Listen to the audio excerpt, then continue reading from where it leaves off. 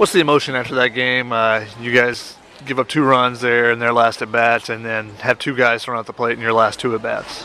Well, hey, I mean, give them credit for making 2 really good throws.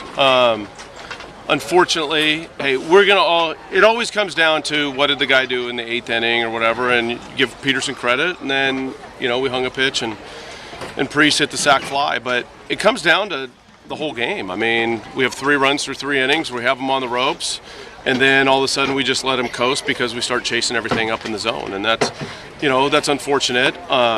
We have 2 opportunities with a man at third and less than 2 outs, and we get a strikeout and a pop-up. And then we'd get doubled at the plate on the pop-up when all we need is a ground ball to the second baseman, and we win that game 5-4, twice.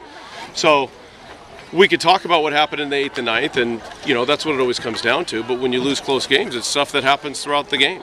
The game was there to be won, and it could have been 5-1 early in the game, and it wasn't. And you allow, a solid team that can pitch, and you allow them to stick around, you're asking for problems. And unfortunately, we were praying to God that 3 was going to hold up.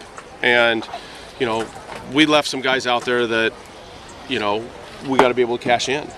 And we just didn't do that. In the 8th inning, loaded the bases, you go out to talk to Kyle. What was the conversation with him? You ended up leaving him in. Well, I think that with Priest up there, I think he has the attack, even though, he was at 115 pitches or whatever he was at when Priest came up to get the ground ball or get the punch out. And, he got to the 2-2 count. He just left the ball up, and Priest is strong, and so he got a fly ball to right. Obviously, if that ball's down, then, we're looking at probably getting a ground ball, and do we get the double play? And so my thought was, he has the ability to strike a guy out or get that ground ball double play that we need in that spot, and so that's why we stuck with him on right then.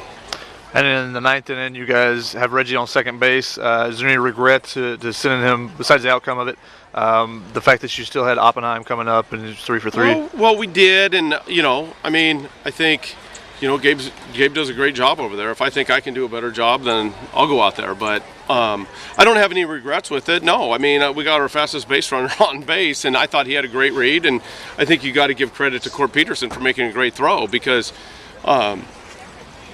he made a hell of a throw. And if that ball skips off of him and we score and we got a guy at second with 1 out, and then we got Oppenheim with a chance to win, or go ahead. So, no, I don't have any regrets on sending him there. And was the conversation with the guys after the game, try to get them to bounce back tomorrow, try to get the series? Well, hey, my thing was we got to have a good effort. We got to come out energized and ready to go. And when you're playing UCLA, if you can't be ready to go, then there's something wrong with you if you go to USC. So I'm not worried about them being ready to go. Obviously it hurts. You have a lead. But we just have to take advantage of the opportunities that we have when we have them. We know they can pitch. We know their starters are good. But we had a chance to get Dyer out of there in probably 3, 4, 5 innings. And we didn't do that. And then we allowed him to go into the 8th inning. And that can't happen.